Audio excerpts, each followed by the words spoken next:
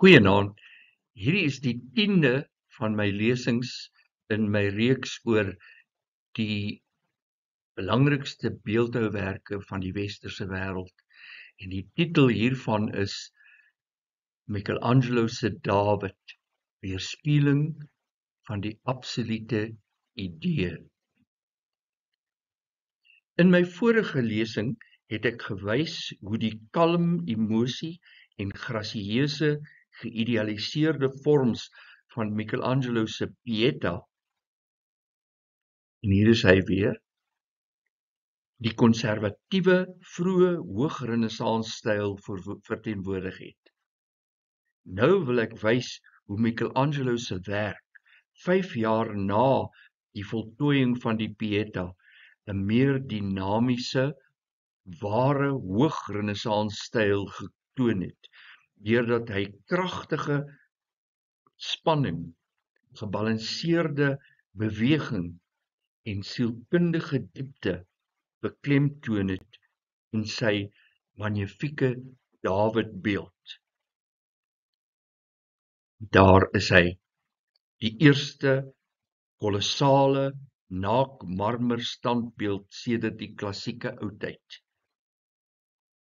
Terwyl die Pieta gefokus het op intieme smart en kalm skoonheid, vang Dawid die oomblik net voor beslissende optrede vas en vergestalt dit die Florentynse humanistiese ideaal van menslike potensiaal en sielkundige intensiteit.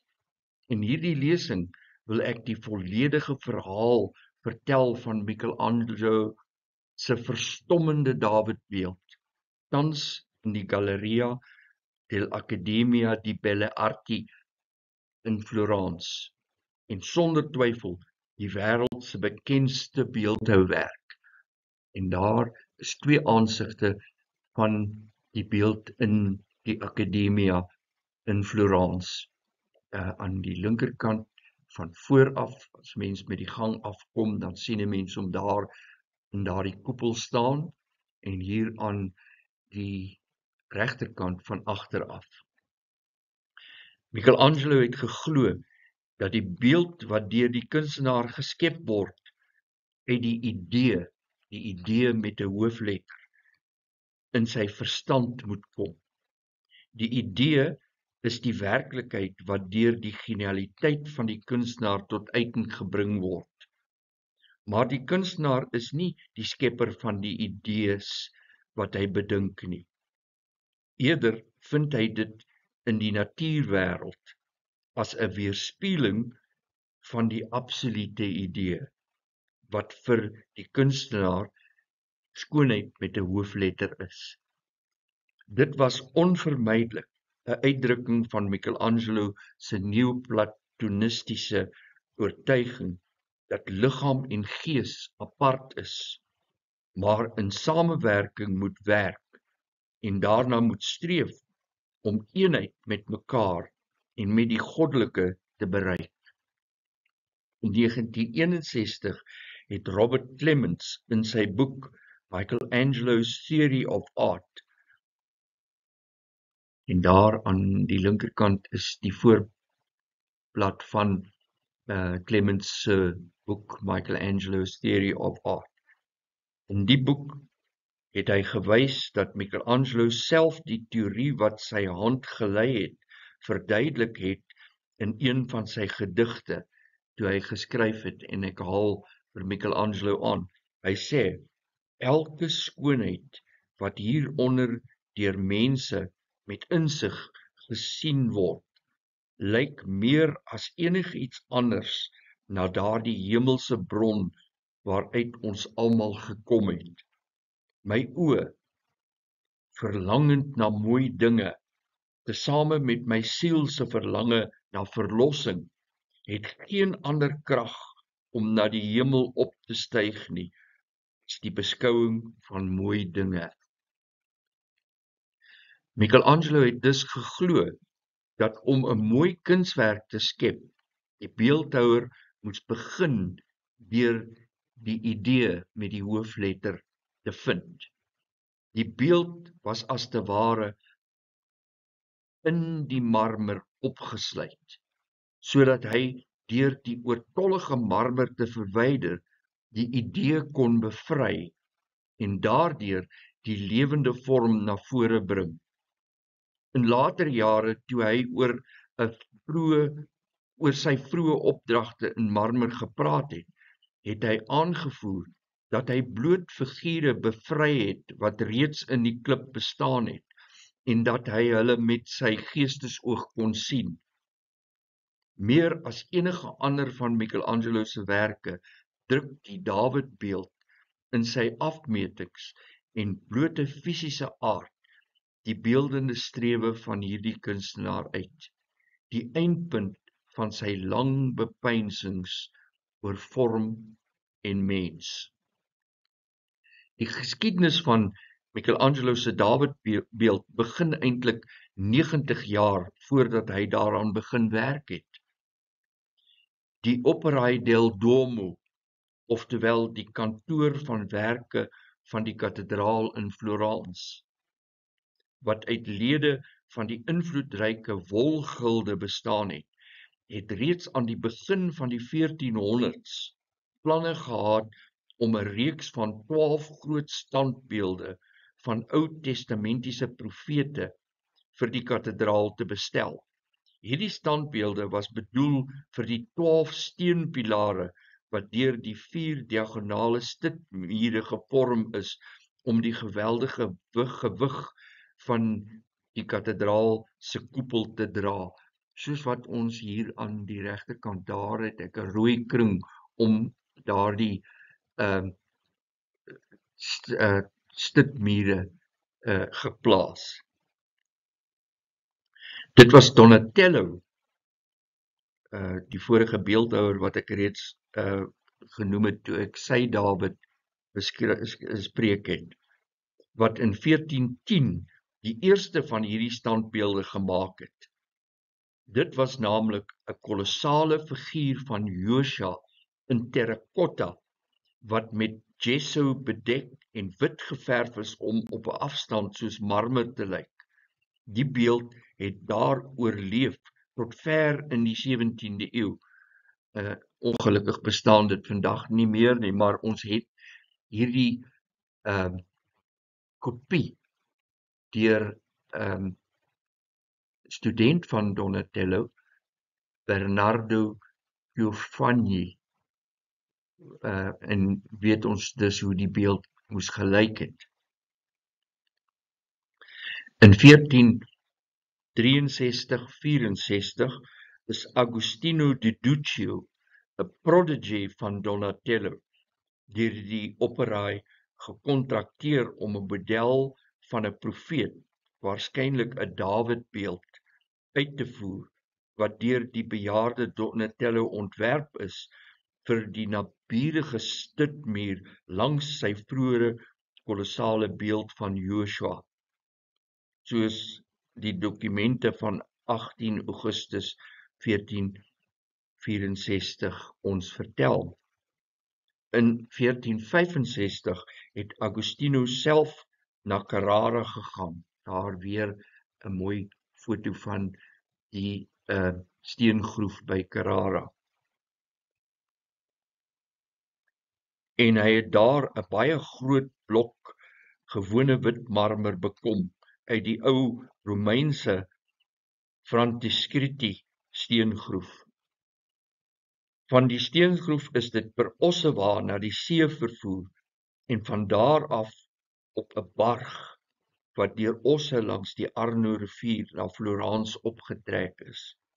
Agostino het begin werk aan die standbeeld, maar het slegs gevorder tot waar hy begin het om die torso, bene en voete te vorm, rieweg draperings uit te kap en moontlik 'n gat tussen die bene te vorm.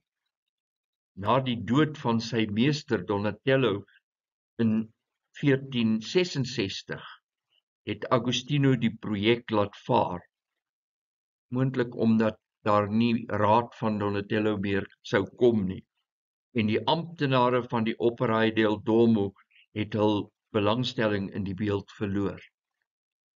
10 jaar later, op 6 Mei 1476, is die kolossale marmerblok oorgedra aan 'n ander leerling van Donatello, Antonio Rossellino. En hier aan die linkerkant is 'n ou grafiere met die portret van Antonio Rossellino. Na hy die marmer geïnspekteer het Rossellino dit as onwerkbaar verklaar, weens gate daarin, die geaarde struktuur daarvan, en omdat hy dit as te smal beskou het vir 'n behoorlike standbeeld. Hy het dus onmiddellik van die kontrak onttrek. Die kolossale marmerblok, wat later bekend sou staan as Il Gigante, die reus, het vir die volgende 25 jaar verwaarloos en blootgestel aan die weer op sy sy in die binnehof van die Duomo gelê, totdat Michelangelo in 1500 op die toneel verskyn het. 'n inventaris van die kathedraal se werkswinkels uit daardie jaar beskryf die marmerblok as, en ek haal aan, 'n sekere figuur van marmer genaamd Dawid, swak uitgekap en lê plat op die grond. En hier aan die regterkant sien ons 'n bladsy uit 'n dagboek van Michelangelo waar hy van hierdie groot marmerblokke dan geteken het met mates daarbey. Dokumente toon dat die Operaai in 1501 vasbeslote was om 'n kunstenaar te vind wat hierdie groot marmerblok kon neem en dit in 'n voltooide kunswerk kon omskep. Daarom is die blok regop gestel, sodat 'n meester wat ervaring met hierdie soort werk het, dit kon ondersoek en 'n mening kon gee. Ons weet dat Leonardo da Vinci geraadpleeg is en dat Andrea Sansovino in die opdrag belang gestel het, maar uiteindelik is die 26-jarige Michelangelo gekies. En op 16 Augustus 1501 het hy die amptelike kontrak vir die maak van die kolossale standbeeld onderteken. Die kontrak het bepaal dat, en ek haal aan daaruit, die geagte konsuls van die kunste van wol, saam met die meesters van die werke, wat in die raad van genoemde werke vergader het gekies as beeldhouer van genoemde werke die waardige meester Michelangelo, seun van Ludovico Buonarroti, burger van Florence, om 'n sekere figuur, bekend as die reus, wat rof uitgekap en 9 braccia hoog is, van marmer gemaak is, wat in genoemde werke bestaan en voorheen deur meester Agostino di Duccio van Florence rof uitgekap is te maak, te voltooi en behoorlik af te werk vir 'n tydperk en termyn van die volgende 2 jaar, beginnende die 1 van September. Daar is vir Michelangelo verduidelik dat die Dawidbeeld sywaarts geplaas moes word op een van die voetstukke waarmee elke stutmuur van die Duomo eindig, met 'n geslote regterkant en 'n hangende hand na die lang skynste van die stutmuur toe, sy oop linkerkant na die piazza toe, en dat sowel die voorkant as die agterkant sigbaar sou wees vir enigiemand wat om die noordelike dwarskup loop en opkyk.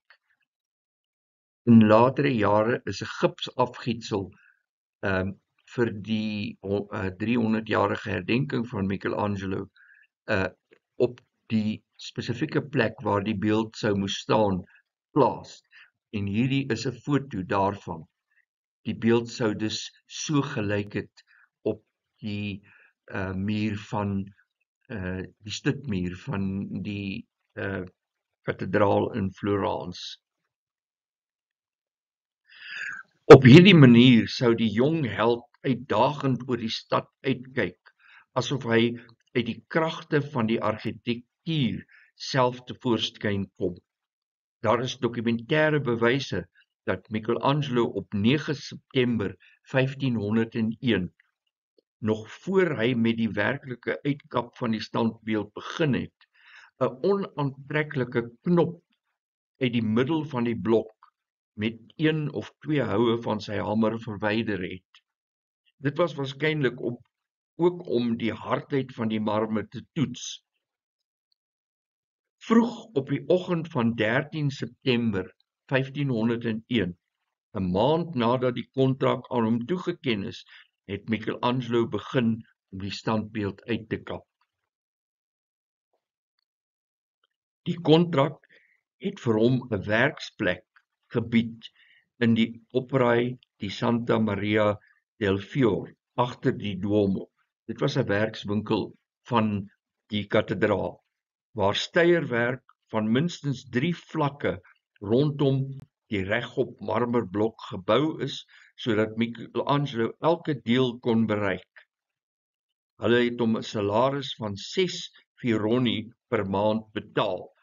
En hier is 'n voorstelling van die steierwerk om die groot marmerblok. En hier kan ons sien, Michelangelo het alreeds ver gevorder met die maak van die beeld. Hy het in die geheim in die binnehof gewerk, en ons neem aan dat daar uitgebreide voorbereidingswerk gedoen is voordat die werklike beeldewerk begin is. In die Louvre in Parys is daar 2 pen- en brein-ink tekeninge, Louvre 1068 en Louvre 714. Daar is hierdie tekeninge van Michelangelo. Dit dui die kontraposte houding van die beoogde standbeeld aan, en die ander ene, die regterarm van die Dawidbeeld. En daar kan ons die regterarm onderste bo sien, soos hy dit daar geteken het. In die Galleria Buonarroti in Florence is daar 2 sketsmodelle, 'n 290 mm hoë was sketsmodel of bozzetto, soos dit in Italiaans genoem word. Dit sien ons hier aan die linkerkant. En 'n 490 mm hoë terracotta bozzetto deur Michelangelo van die Dawidbeeld. En ons kan duidelik sien dat hulle voorstudies was vir hierdie beeld wat hy moes maak. Na hierdie voorlopige studies het Michelangelo regstreeks begin om die marmer te kap, volgens 'n metode wat Vasari later beskryf het, toe hy geskryf het dat Michelangelo laag vir laag van die hoofkant van die marmerblok uitgekap het, en dan geleidelik meer en meer van die ander kante af. Michelangelo het altyd sy eie staalbuitels gemaak, en hier is tipiese voorbeelde van die soort buitel wat Michelangelo gebruik het. Hy het begin om die marmer te kerf met 'n swaar, puntige ysterbuitel wat gebruik is om die hoofmassa grof uit te kap, voordat hy 'n korter, tweetandige buitel gebruik het. Daarna het hy 'n 3-tand geriffelde kloubuitel gebruik om die basiese vorm van die standbeeld uit die marmer uit te kerf. Hy het nooit plat buitels gebruik nie. Die konstruksie van Michelangelo se Dawidbeeld is grootliks bepaal deur wat moontlik was met die stuk marmer wat hy moes gebruik. Hoe slank die man gemaak is en die posisie van sy ledemate was byvoorbeeld doelbewus besluite om te verseker dat die beeldtewerk sou pas in die smal en vooraf uitgekapte marmerblok. Michelangelo beeld die jong Dawid uit nie na sy oorwinning nie, maar voor en skep daarmee een van die mees dramatiese figure ooit. En hier het ons twee aansigte hier aan die linkerkant en in die middel van die Dawid beeld van vooraf en van agteraf. 'n heeltemal naakte figuur word voorgestel met 'n opgeligte linkerhand wat 'n slinger oor sy skouer vashou, terwyl die ander hand langs sy sy hang en die klip vashou wat hy binnekort gaan gebruik.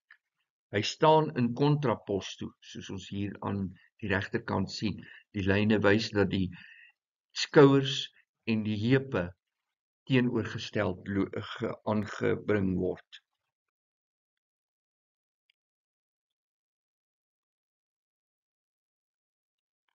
Dit was 'n assimmetriese houding wat ontstaan deur gewigverskywing na een been. Hier is sy gewig verskuif na die regterbeen, wat van agter deur 'n boomstomp ondersteun word. En hier heel links sien ons die boomstomp wat daardie been dan ondersteun. Dit lyk na 'n ontspanne houding, maar die afwagting van die stryd word in die besonderhede uitgedruk. Sy liggaam en gesigsuitdrukking dui aan wat op die punt staan om te gebeur. Sy kop is 3/4 gedraai, sy oë fronsend en sy neusgate is wyd.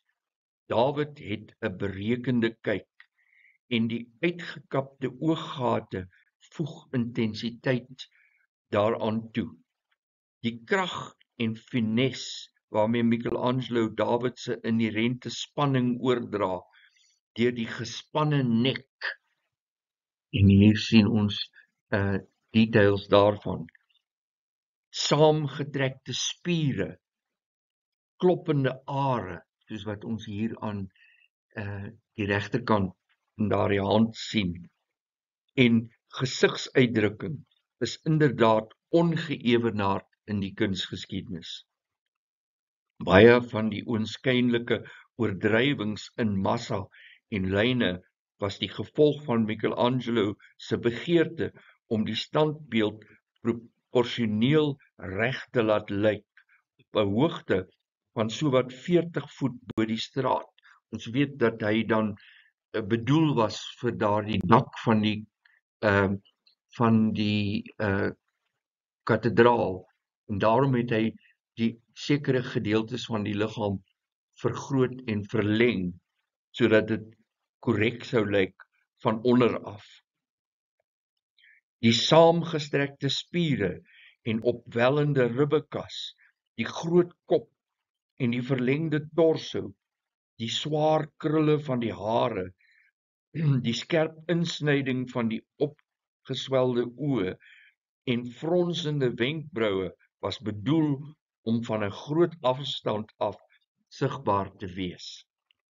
Vir Michelangelo, meer as vir enige van sy voorgangers, was die menslike liggaam iets wat gevorm en lewendig gemaak moes word deur 'n spel van kragte, iets wat bestaan het uit gebalanseerde kontraste, wat kontrapuntaal uitgedruk moes word.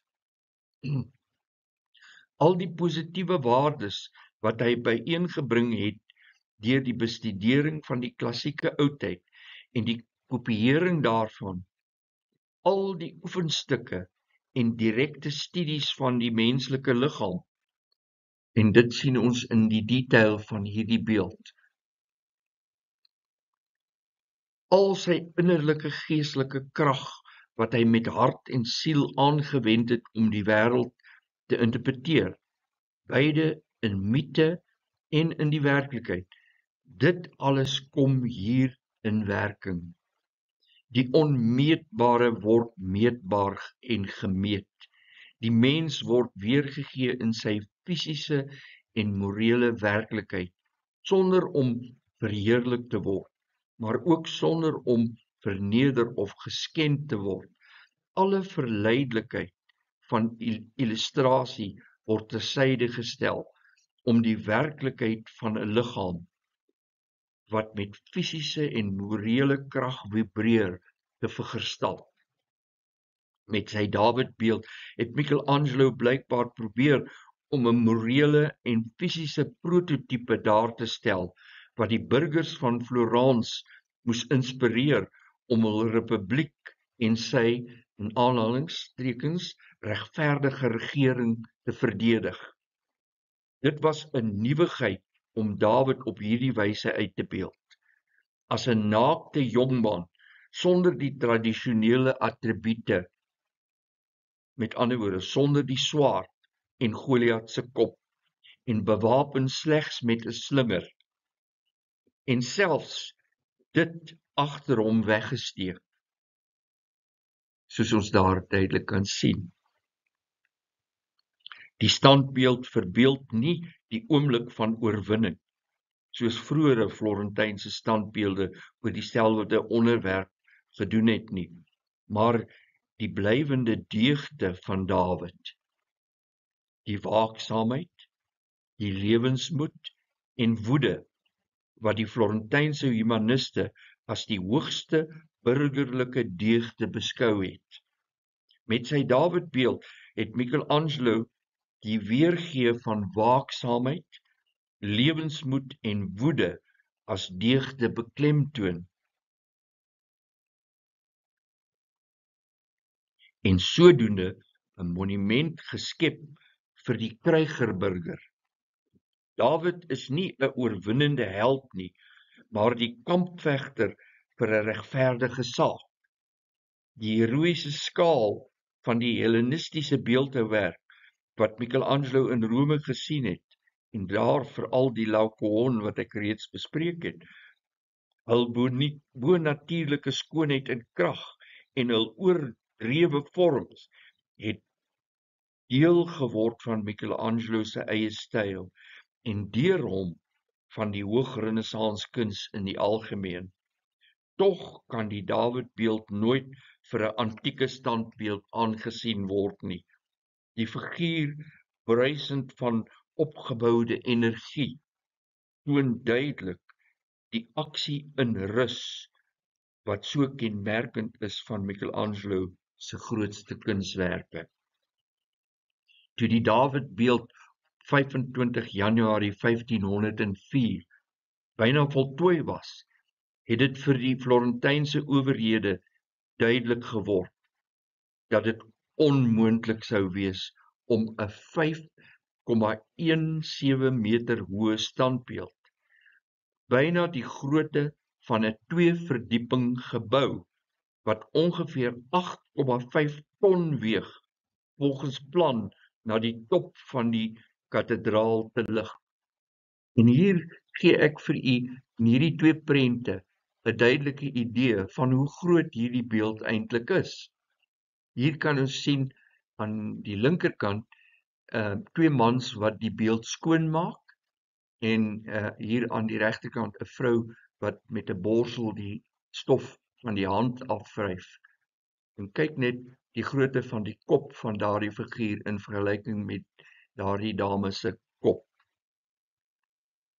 Hulle het onmiddellik 'n komitee van 30 Florentynse burgers byeengeroep, insluitende baie kunstenaars soos Filippino Lippi, Sandro Botticelli, Leonardo da Vinci, Giuliano en Antonio da Sangallo, Piero di Cosimo en ander, sowel as handwerkers en ander burgers, om 'n geskikte alternatiewe plek vir die Dawidbeeld te bepaal.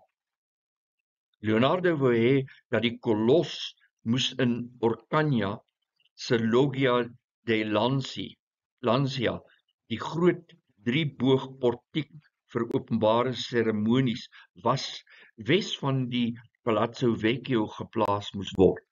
En daar aan die linkerkant sien ons die Orcagna se Loggia de Lancia. Jy kan sien die Dawidbeeld hier voor die Palazzo Vecchio, hoe klein hy eintlik in vergelyking met daardie Loggia is.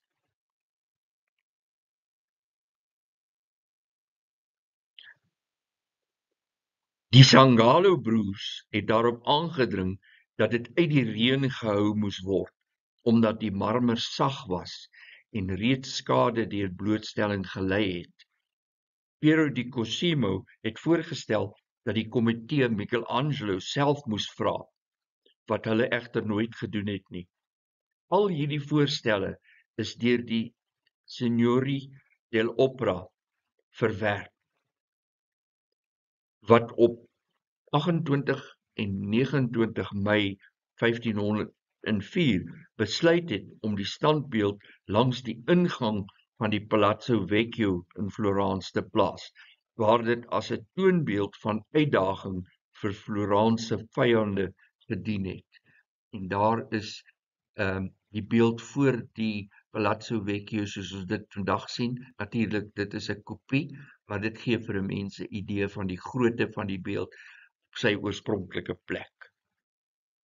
Twee tydgenootlike dagboekskrywers, Luca Landucci en Pietro di Marco Parenti, het berig dat dit op 8 Junie 1504 daar opgerig is en dat dit 4 dae geneem het om die kolossale standbeeld die halfmyl van die kathedraal se werkswinkel na die Piazza del Signoria te verskuif.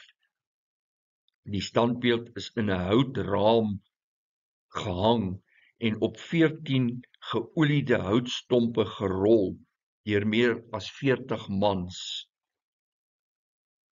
Op 12 Junie is die standbeeld op die platform geplaas voordat dit uiteindelik op 'n basis gemonteer is wat deur Simone del Palladio en Antonio de Zangalo gemaak is. Dit het Donatello se brons Judith en Holofernes vervang, wat na die Loggia verskuif is. So Donatello se beeld het eers daar gestaan en hier aan die linkerkant is 'n ou foto van Donatello se Judith en Holofernes beeld. Nadat dit afgelaai is, het Michelangelo die Dawidbeeld binne 'n houtafdak, waartoe niemand anders toegang gehad het nie, afgewerk. Daar is geen rekords oor die tegniek of materiale wat Michelangelo gebruik het om die beeld af te werk nie, maar dit is waarskynlik dat 'n beskermende afwerkingsmiddel gebruik is, natuurlik om dit teen die elemente te beskerm. Op daardie tydstip is daar 'n wag geplaas om die standbeeld teen vandalisme te beskerm. Natuurlik omdat die Medici uit die stad verdryf is op daardie stadium, het hulle verwag dat van die lede van die Medici die beeld sou beskadig, dat die beeld 'n simbool van die nuwe republiek van Florence was. Ondanks die voorsorgmaatreëls is die beeld deur 4 jong mans uit prominente adelike Florentynse families beskadig toe hulle dit met klippe gegooi het. Dit het die boonste deel van die rug beskadig. Die Dawidbeeld is eers op 8 September 1504 onthul. Die slinger en boomstomp is deur Michelangelo verguld, maar die vergilding het oor tyd afgesluit. En daar is 'n voorstelling van hoe die beeld eintlik moes gelyk het met die vergulde slingervel en die boomstomp agter die beeld. Dit is interessant om daarop te let dat die beeldewerk uit sy oorspronklike godsdienstige konteks verwyder is en in 'n sekulêre een geplaas is. In plaas daarvan om sy plek op die kathedraal in te neem, is die Dawidbeeld so geplaas dat dit die stad simbolies bewaak het. Sodoende het die standbeeld 'n kragtige politieke simbool geword. Die kroniekskrywer Jacopo Nardi vertel dat tydens die opstande wat op 26 April 1527 in die Palazzo del Signoria plaasgevind het, toe die de Medici vir die 3de keer uit Florence verdryf is, 'n bankie uit die venster van die Palazzo Vecchio gegooi is, wat die Dawidbeeld se linkerarm en hand gebreek het, en die slingerband agter die beeld se rug beskadig het. En daardie beskadiging is vandag nog sigbaar. Ons kan hier aan die linkerkant sien dat 'n stuk van daardie band afgebreek is daarso. Giorgio Vasari en Francesco Salviati het toe in hulle wat toe in hulle tienerjare was, het die stukke gered en dit bewaar totdat dit jare later weer aangeheg kon word. Verder het die jare se blootstelling aan die elemente, aangesien dit buite voor die Palazzo Vecchio gestaan het, veroorsaak dat die afwerking aan die bokant van die kop en die boonste oppervlaktes van die skouers heeltemal verdwyn het, en op verskeie ander plekke is dit ook sleg beskadig. As gevolg van die Dawidbeeld se voortdurende blootstelling aan weer en vandalisme, het die betrokke raad aan die begin van die 19de eeu besluit om dit na 'n veiliger plek te verskuif vir bewaring. Ons kan nie glo dat dit byna 200 jaar buite gestaan het nie. Op 29 Augustus 1846 het die groothertog van Toskane, Leopold II, die koninklike bronsgieter Clemente Papi beveel om 'n presiese gipsreplika te maak wat gebruik kon word om 'n geskikte plek vir die oorspronklike marmerbeeld te toets. Kort daarna het Papi ook 'n wasvorm gemaak ter voorbereiding vir 'n bronskopie van die standbeeld, omdat hy voorsien het dat ander kopieë in die toekoms aangevra kon word. En hier is 'n ou foto van die gietstukke wat gemaak is van die Dawidbeeld, en sien ons daar die massiewe gipsvorms aan die onderkant van die bene. 'n paar jaar later het die groothertog Papi opdrag gegee dat 'n tweede volskaatse gipsreplika van die Dawidbeeld gemaak moes word. Hierdie tweede kopie moes aan koningin Victoria geskenk word as 'n welwillendheidsgebaar, nadat die groothertog die uitvoer van 'n skildery na die National Gallery in Londen wat die National Gallery in Londen wou bekom, verbied het. Koningin Victoria het dit as koninklike geskenk aan die nuutgeboude South Kensington Museum geskenk, wat natuurlik nou die Victoria and Albert Museum in Londen is. En hier sien ons baie duidelik die beeld van Dawid in die Victoria and Albert Museum in daardie jare. Maar natuurlik koningin Victoria was nie gelukkig met die naaktheid van die figuur nie, en sy het opdrag gegee dat 'n vyeblaar gemaak moes word om oor die geslagsdele te kom, en daar aan die regterkant is die vyeblaar wat daardie tyd gemaak is.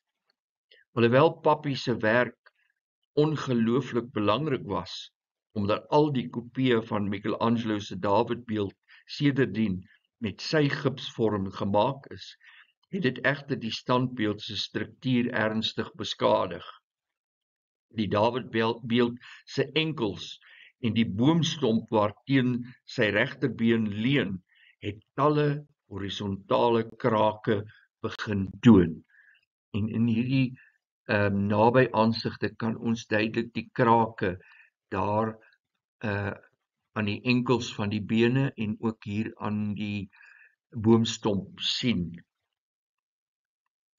Tot vandag toe bly die broosheid van die Dawidbeeld se enkels 'n ernstige probleem. Dit was die gevolg van die gewig van die meer as 1500 reuse gipsvormstukke wat Pappy moes maak om die Dawidbeeld te kopieer, waarvan sommige nie minder as 680 kilogram elk geweg het nie.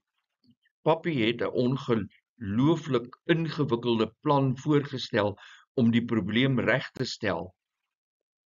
En hier aan die linkerkant is 'n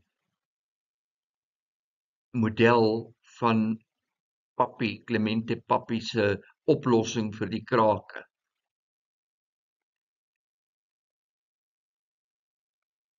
Dit behels dat 'n boomstomp agter die Dawidbeeld se regterbeen geplaas word met 'n metaalvertakking van getinte koper wat tot by die dui sou strek om dit stewig te ondersteun. Hierdie plan is egter nooit geïmplementeer nie. Uiteindelik, tussen 30 Julie en 10 Augustus 1873 is die Dawidbeeld na die Accademia di Belle Arti verskuif om dit teen verdere skade te beskerm. En hier aan die regterkant is 'n grondplan van Florence en ons sien daar aan die bokant die Duomo en die pad wat dit vervoer moes word hier na die Accademia hieronder, om die draai en by Sant Marco en dan in die Accademia in. En daar is ook 'n model van die houtkrat waarin dit geplaas is. Om dit te doen, is die standbeeld binne in 'n houtkas met wiele vasgesit en stadig deur die stad vervoer. En gelukkig ons besit 'n oorspronklike ou foto van daardie jare waar ons die marmerstandbeeld van Dawid binne in daai krat sien en die werkers daar sien wat dit verskuif, sowel as 'n ou grafiere van waar die standbeeld dan op by die Piazza della Signoria na die Accademia verskuif word, maar hierdie grafiere is nie korrek nie, want ons sien daar is spore waarop dit loop en dit het nie op spore geloop nie, dit is eintlik verskuif op houtstukke. 16de eeuse voetstuk wat in tydgenote se verslae as vervalle beskryf is, het verlore geraak toe die houtkas uitmekaar gehaal is. Nou dit is ongelooflik dat die marmerstandbeeld toe vir die volgende 25 jaar in die houtkas gebly het. Eers in 1882 is dit weer na 'n spesiaal geboude nis binne in die Accademia verskuif. En hierdie spesiaal geboude nis was die werk van die argitek Emilio de Fabris. En hier sien ons dit dan aan die linkerkant onder daardie koepel wat lig sou verskaf op die beeld, en daar met die gang af staan die beeld in die Galleria dell'Accademia in Florence. 'n replika van die Dawidbeeld, gemaak met die behulp van Pappy se gietsstukke, is in 1910 in die Piazza della Signoria geplaas. En dit is wat ons net nou ook al gesien het, en hier 'n foto wat ek daar gemaak het in 1978 met die replika voor die Palazzo Vecchio, en jy kan al die toeriste sien wat vergader om hierdie beeld van Michelangelo by die ingang tot die Palazzo Vecchio. In 1991 het Pietro Canata, 'n kunstenaar wat deur die polisie as versteurd beskryf is, Michelangelo se Dawidbeeld aangeval met 'n hamer, wat hy onder sy baadjie verberg het, en die tweede toon van die linkervoet is sodoende beskadig. En hier is 'n ou foto van die beskadiging wat Pero Kanata aan die beeld gedoen het in daardie jaar. Sedert 2000 word die toestand van die Dawidbeeld noukeurig gemoniteer en geëvalueer. En dit het getoon dat die huidige vertikale oriëntasie van die beeld met 'n horisontale voetstuk nie in lyn is met sy swaartepunt nie. Alhoewel die standbeeld stabiel is in sy huidige posisie, is daar 'n voorwaartse helling van 3 grade wat die ontwikkeling van krake in die enkels en die boomstomp waarteen die Dawidbeeld se regter been rus vererger. En hierdie foto aan die regterkant toon dat hy effens vooroor hel. Verdere toetse in 2006 en 2015 het kommer oor die krake laat toeneem, maar die beeld word jaarliks op gereelde basis fyn gemoniteer. Die vlak van gewildheid en liefde vir die Dawidbeeld blyk nie net uit die aantal besoekers aan die Akademia jaarliks nie, maar ook uit die aantal kopieë van hierdie beeld wêreldwyd. Bykans 'n 1,5 miljoen toeriste, ongeveer 4000 mense elke dag wanneer die Akademia oop is, besoek hierdie beeld om hierdie wonderwerk van Michelangelo te aanskou. Tans is daar meer as 30 volskaalse replikas van hierdie majesteuse marmerbeeld in verskeie hoeke van die wêreld. En ek wil 'n aantal van die meer populêre kopieë noem.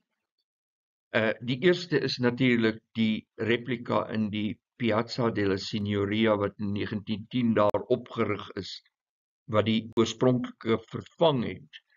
En die sien ons hier aan die linkerkant. Maar met daardie wasafgietsels van Papi het hulle ook 'n bronskopie vir Florence gemaak. En die staan by die Piazzale Michelangelo in Florence. En hier aan die regterkant sien ons dit. En wat hulle ook gedoen het, is hulle bronskopieë van 2 ander beelde, Nag en Dag van Michelangelo, gemaak en aan die voetstuk van daardie beeld gesit. 'n gietreplika wat ek ook alreeds gewys het, is in die Victoria and Albert Museum in Londen. En hier sien ons hom aan die linkerkant. Dit is natuurlik nie marmer nie, dit is 'n gipsbeeld wat daar staan. Dan 'n bronsgietsel is in die Delaware Park in New York. En daar is hy soos hy vandag daar uitsien. En dan in die Avenue de Prado in Marseille is daar ook 'n marmerkopie van die beeld wat ons hier aan die linkerkant sien. En selfs hier in Suid-Afrika is daar een. Dit is deur Angus Taylor gemaak vir die hoofplaza in die voedselhoof by Emperor's Palace in Kempton Park. So as jy die grootte van die beeld wil gaan sien, kan jy na die Emperor's Palace in Kempton Park gaan. As jy nie die geld het om die werklike een in Italië te gaan sien nie, dan is hierdie ene wel beskikbaar en jy kan dit daar gaan bekyk. Hierdie magnifieke standbeeld straal 'n onnoembare skoonheid uit. Die ongerepte skoonheid van die mens in die tuin van Eden, soos Michelangelo dit wou voorstel. En hier sien ons 3 aansigte van hierdie massiewe groot beeld. So 'n beeld is nog nooit so perfek uitgedruk in die kunsgeskiedenis nie. Nadat ons sy finesse, delikate besonderhede, grootte en natuurlik sy skoonheid bewonder het, kan ons net saamstem met Giorgio Vasari, wat in die 16de eeu opgemerk het. En ek haal hom aan. Wie ook al hierdie werk gesien het, hoef nie moeite te doen om 'n ander beeldewerk te gaan sien nie. Het sy in ons eie tyd of in ander tye, geen ander kunswerk is in enige opsig daarmee te vergelyk nie. Sonder twyfel die grootste meesterstuk van alle tye. Baie dankie.